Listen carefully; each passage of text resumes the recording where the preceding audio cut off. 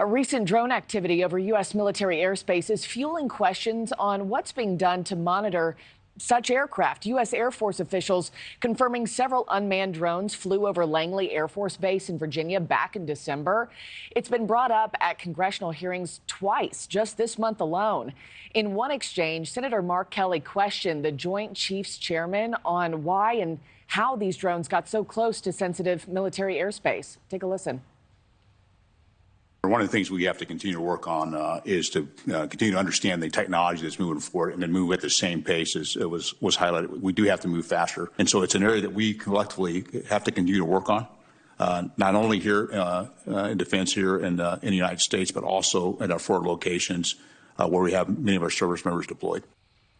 And this issue is the topic of the latest episode of one of our new podcasts. And right now, the link to Reality Check with Ross Coulthart is live. Just take out your phone, scan this QR code right here at the bottom of your screen, or visit NewsNation's website or our YouTube page to get that link. But joining me now is Reality Check host and NewsNation special correspondent Ross Coulthart. Ross, good to have you this morning.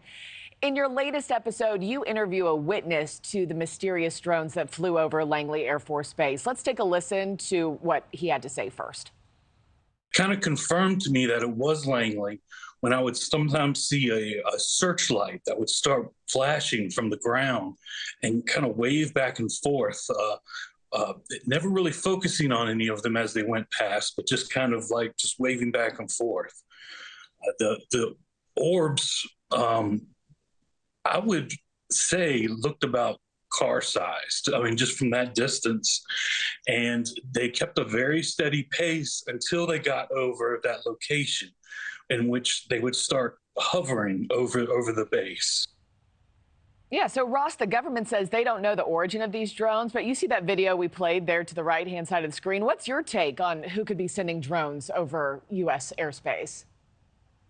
Well, firstly, good morning, Markie. The word they're using is drones, but there's no evidence that these are what we would call commercial or military drones. The witness that I interviewed, Jonathan Butner, he was close enough to see for sure whether there were propeller blades or any kind of propulsion system that was keeping these drones hovering in the air. And as he says, this was car-sized. These were large orange orb objects with no visible means of propulsion. And this isn't just happening at Langley Air Force Base. These incidents are happening all across key military installations and particularly nuclear facilities all across the United States. And I know the Air Force likes to use the euphemism of drones because that offers a palatable possible alternative, that it might be a foreign adversary. But there has been no evidence presented of any foreign adversary being able to deploy drones in what at Langley Air Force Base is one of the most sensitive Air Force bases on the East Coast. This is where we've got F-22 Raptors. This is the forward defense for for Washington, D.C.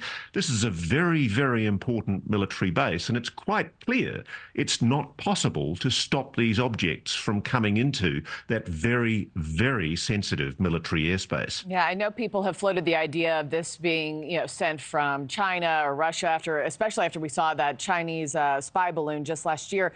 This latest episode also talks about how the Mexican drug cartels are using drones over our southern border.